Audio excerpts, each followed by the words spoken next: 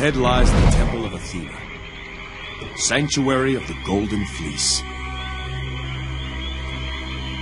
Praise and glory to Athena the bright-eyed, Athena the virgin, Athena of the city. Sanctuary of the Golden Fleece. Who's in charge of keeping these things current?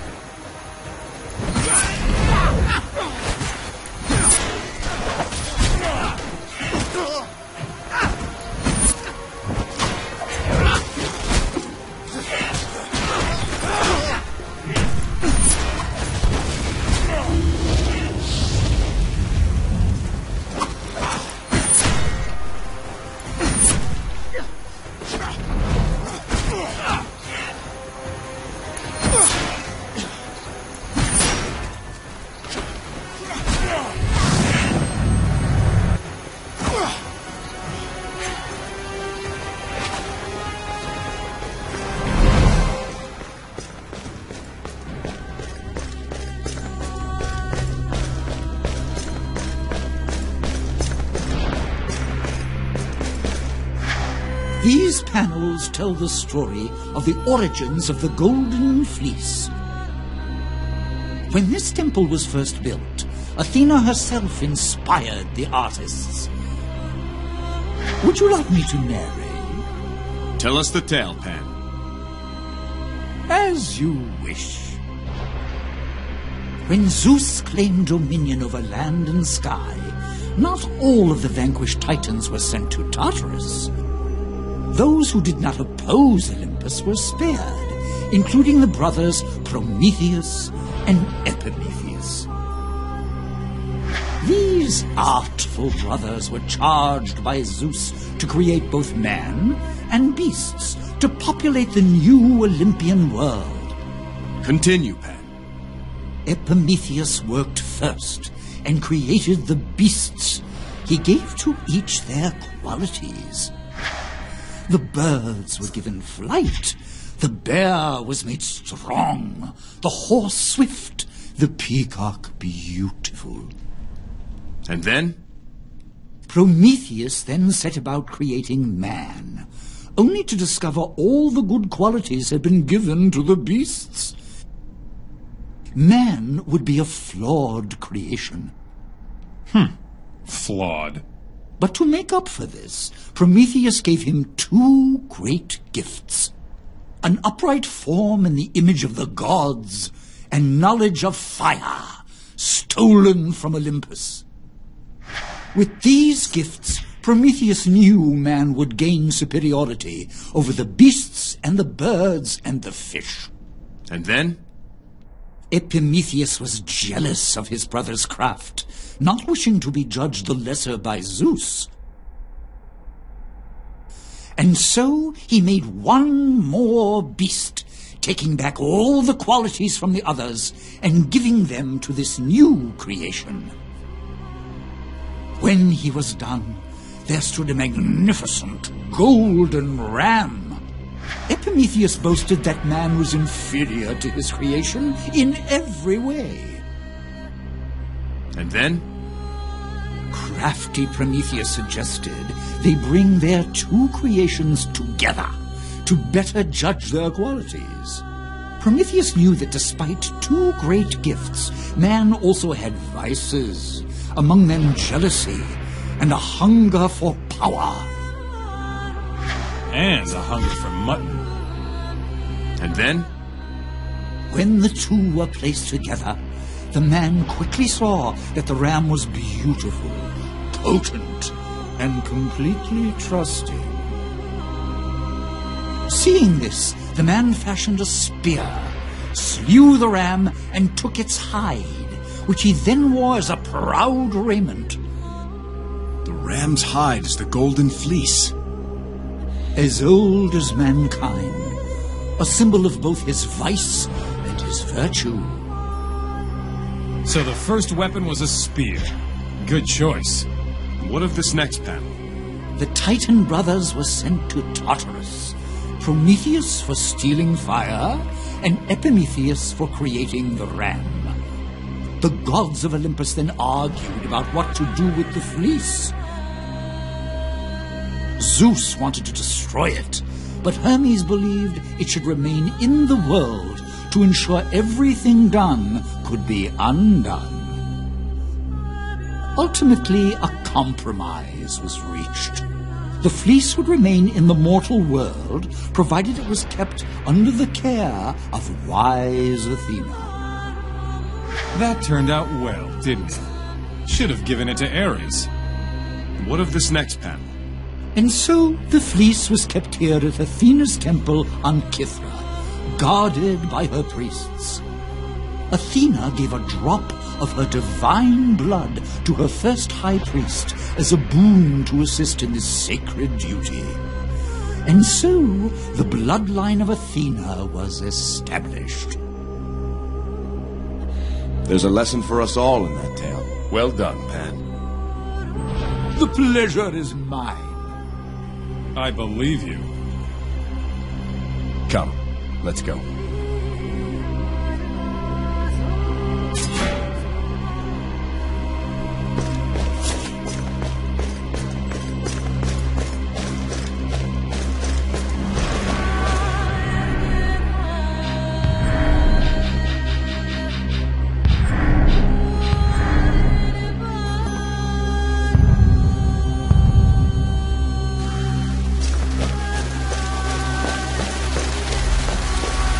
3 more are waiting for you here, but these 3 do not know they wait.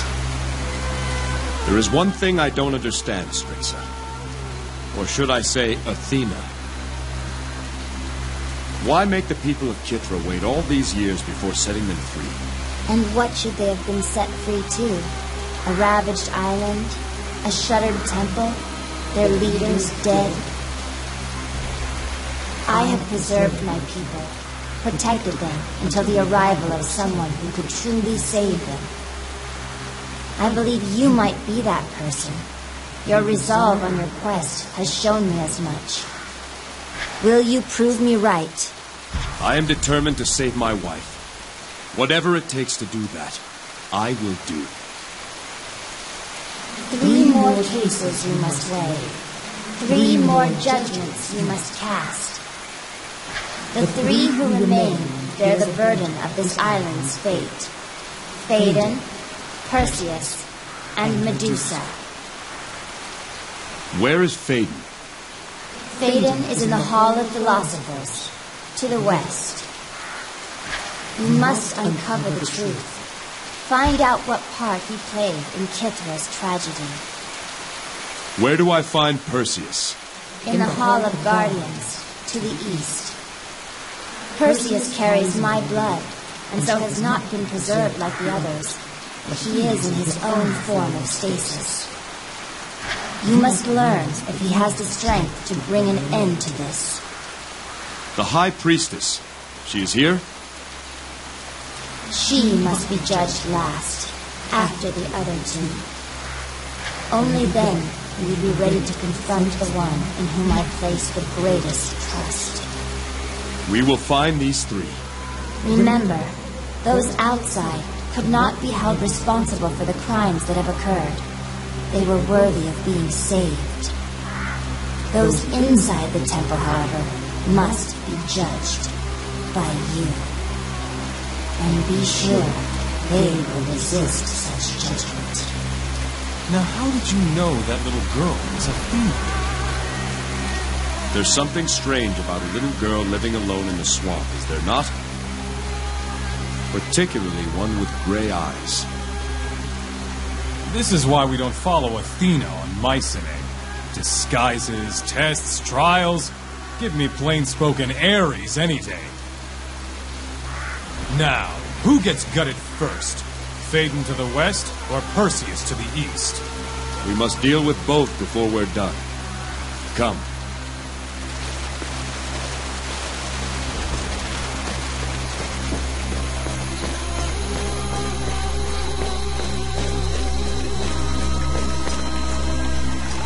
The Hall of Guardians. Here train the soldiers of the Temple Guard. Here they take their vows of discipline, courage, and humility. One spear can change the course of destiny. Motto of the Temple Guard of Kythera. It sounds like Perseus truly believed that motto. After all, he ran back here for the spear of virtue. The east path, to Perseus.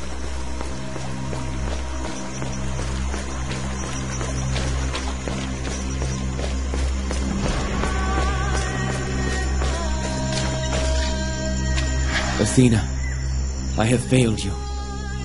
I am unworthy of your grace. But let me prove my devotion. If it takes 100 lifetimes, I will prove myself to you. Come no further. I am Perseus, guardian of this temple, and I will know your purpose. Easy, Perseus. I am Jason, king of Iolcus. I've come to help you. Perseus, the people of Kythera live again. We've saved those we could. The people have endured their judgment. I endure mine. Only I can atone for my own failure. You are not here to save me. What failure do you speak of? Failure to stop Phaedon. Failure to protect Medusa from him when he took control of the temple. To stand against him, I would have had to oppose my sister. But I couldn't do it. So I left. I abandoned my duty. And now I'm doomed to never leave again. Athena has turned away from me. I can only hope to prove my devotion, so that she one day favors me again. Where is your sister, Perseus? She endures her own trial. She failed Athena as well, by succumbing to vanity and allowing Phaedon to corrupt her. But she is less at fault than me. I knew what was happening, and failed to prevent it. I need your help, Perseus. Can you leave the temple? Here is where I failed my goddess. Here is where I must atone. Together we can find the Golden Fleece and restore it to this temple. Would that not please Athena? No, I cannot leave. I will not leave my sister behind. If you will not leave, then I must find Medusa. Do not go near my sister. I have no quarrel with you, Perseus. You are mistaken. If you try to see my sister, then we most certainly have a quarrel. How long will you use your suffering as an excuse for inaction? What do you know of my suffering?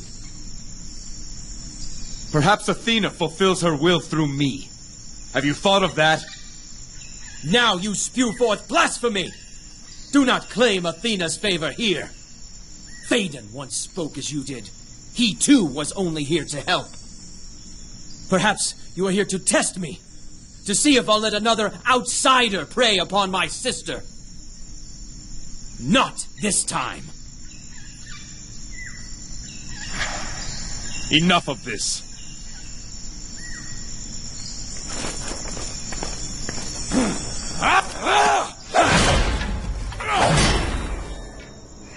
The spear! You have Athena's grace. Oh, Athena, what have I done? You've spent too long thinking about what you have done. The question is, what will you do now? Where is your sister, Perseus? She lies behind the waterfall. She is changed. I tried to protect her. Perhaps the time for protection is over. The spear of virtue. Only the one who holds this spear is allowed passage through the waterfall. Take it. To the west is the Hall of Philosophers. You will find Phaedon there. If you truly serve Athena's will, finish him, and then seek out my sister through the waterfall. Let the judgment be complete. Thank you, Perseus.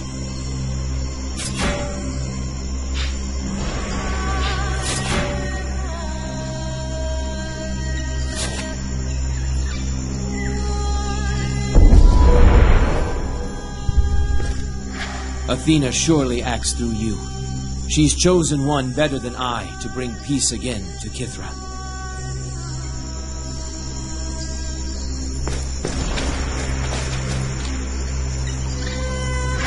Take care, Jason. My sister is different now. She will not listen to reason like I do.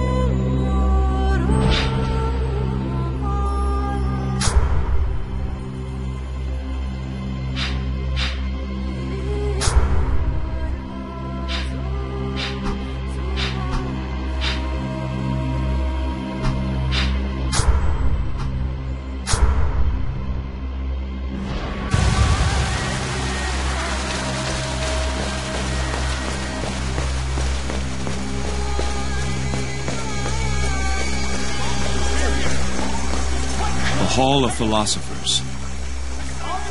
Let all who speak within do so in the pursuit of wisdom and justice. Let speech come from the heart, and debate come from the head. Which head? Another useful piece of advice. Let the learned speak. Let the wise listen.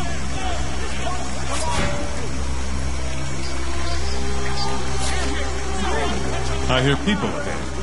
It sounds like a debate.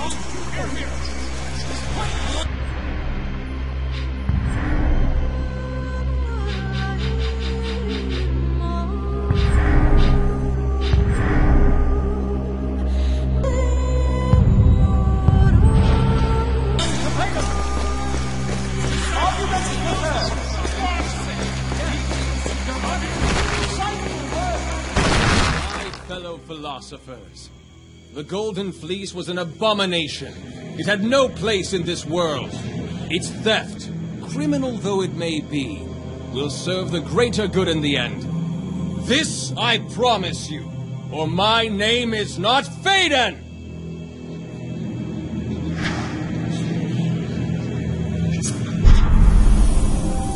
You there!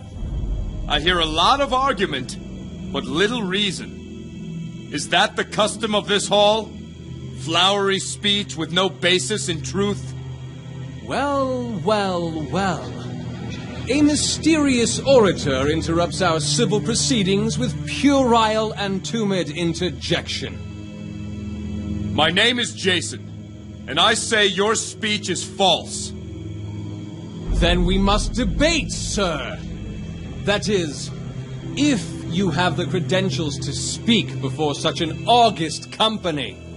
Hear, hear! Our custom demands that all who speak in this assembly first demonstrate a modicum of knowledge of the subject at hand. Let there be questions, and let him offer answers.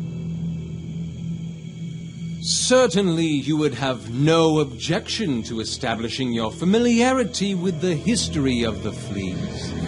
For example, a most rudimentary question. Who created the Golden Fleece? The Titan Epimetheus fashioned the golden ram whose hide became the fleece. He speaks true. Ah, you are not wholly ignorant, it would seem. But let us press further. Here's a question any acolyte would be expected to answer. What two gifts did Prometheus grant unto man? An upright form in the image of the gods. And the other? The second gift was sacred fire, stolen from Olympus. He has it right. Well answered, Jason. Perhaps a lucky guess. One more question to determine your worth. Tell us, who killed the golden ram? It was man who slew the golden ram. Indeed it was. You tell him, Jason. A seed of truth. But does it lie on fertile ground, or cling in vain to rocky perches? It appears the stage is set for a vigorous debate. Shall we begin? Phaedon, set the bounds of this discussion. The thesis! The Golden Fleece is an abomination and has no place in the mortal world. The proponent, Phaedon, a humble servant of this temple and its high priestess. The opposition, Jason, an itinerant traveler from parts unknown. Argument, the first. The fleece is an abomination. Was not he who created it, the Titan Epimetheus, cast down into Tartarus by Zeus for doing so? Clearly, the Lord of Olympus judged the act of creation to be evil and worthy of damnation. Can we not then infer that the product of that act is also evil and worthy of damnation? A persuasive argument. And yet a flawed one. Epimetheus' proud defiance of the command of Zeus was the cause of his undoing. How he defied that command is immaterial. His failing was due to a lack of humility. His pride drove him to create the golden ram in foolish competition with his brother. For that he was cast down by Zeus. Not for what he created, but for why. Yes, your argument is sound. You have my support, sir.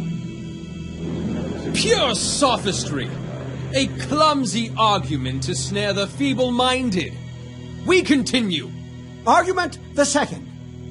The fleece circumvents the will of the gods and the natural order. The immortal gods look down from mighty Olympus and wish such and such to be. And then Cleophas, the half-wit goatherd, uses the fleece and makes such and such not so. I say we just kill him. No mortal should have the power to countermand the divine scheme of life, death, and afterlife. I, for one, believe the will of the gods should be inviolate to the whims and caprices of imperfect minds. A devout argument indeed. Devout? I say a cold and cynical one. What of men who honor the gods? What of men inspired by the gods? Does my opponent deny that through man the gods can enact their wisdom? Your low opinion of our kind is unfortunate. But even more troubling is your low opinion of the gods. Surely those whose minds are perfect can foresee all outcomes, fleece or not, and act accordingly. Indeed, a stirring rebuttal. You have my support, sir. An untenable retort. The standards of philosophy here are lacking. We continue. Argument the third. Verily, the Golden Fleece brings out the worst in men. Wars have been waged for its possession. Brother has killed brother to claim its power. Its very presence on Kithra endangers the people of this island. Woe unto he who sleeps upon a bed of gold, for light is his slumber and his trepidation constant. Greece is undoubtedly a more peaceful place without the fleece in it. Insightful words, truly. That ugly woman sure can talk. Do not fool yourself in thinking that a decrease of temptation ensures an increase of peace. Men will fight. They always do. If not for the fleece, then for power. If not for power, then for land. If not for land, then for gold. It's a flawed world, and we are its flawed inhabitants. It takes conviction to do what's right in such a world. It takes courage. That's how we prove the good in us. Take away the fleece and we are not suddenly made more virtuous. That's an argument made of vapor. Your words soar upon the lofty wings of wisdom. I cast my lot with you, sir. Vapor! Huh. Let us move to the closing arguments. Good sirs, I appeal to the most discriminating sagacity of this assemblage. The fleece is an abomination, a singularity, and singularities are dangerous things. It has the power to conquer nations, the power to raise the living from the dead, and yet it has no conscience. It gives its power indiscriminately to any who can claim it, whether by brutish strength or cunning guile. Why do we risk such calamity? And for what? All that good men should reasonably do, they can accomplish without the fleece. We are better off without it, say I. I am a simple man. And simple men are best equipped to deal with simple truths. I am not one for ostentatious pedantry or spurious erudition. I will leave that to my opponent. What I do know is this. The fleece is a relic of our common past, intimately tied to that which makes us human. The only thing certain in this life is we all are to leave it eventually. The fleece may delay that moment, but it cannot remove it. We men are transient things. The fleece does not change that. As such, how can the fleece be out of place in the mortal world? It was born of this world. We are taught that the Titan Epimetheus made the Golden Fleece. I say that's wrong. Epimetheus made the golden ram. It was man who made the golden fleece. If you say that such a thing does not belong in this world, then neither does man himself. Used with prudence, the fleece encourages discipline and imparts wisdom, ensures justice, inspires courage. I hope all here would agree that these virtues most certainly have a place in this world. Brilliant! We hear Athena's wisdom. Hear, hear! Well spoken, Jason. Truly, you are a man of many talents. Someone fetch a laurel crown! You can't all be persuaded by this chicanery! Wonderfully said, sir! Bah! It was too much to think this self-important rabble could comprehend simple truths. You, sir, are the most dangerous kind of agitator. And there's only one way to reason with an agitator. There is no debate or argument with evil such as this. Silence, filthy thing! I am the voice of this temple. Well, well, would you look at that? You are a black tongue. What? Not that it matters now. My work here is done. That slut Medusa was easy work. And her brother proved a coward. No! The fleece left Kithra in the raven's clutch. The black tongues have it now. You fiend! Where is it? Where is the fleece? You will tell me! It is where you cannot find it, where you cannot even search. This sword, it once belonged to a priest of Hades. We had a debate, he and I. We argued over who was the rightful ruler of Tartarus. He claimed Hades, while I know it to be Hecate. Despite my flawless reasoning, he simply refused to acknowledge the truth. It is a fine blade, is it not? When words fail,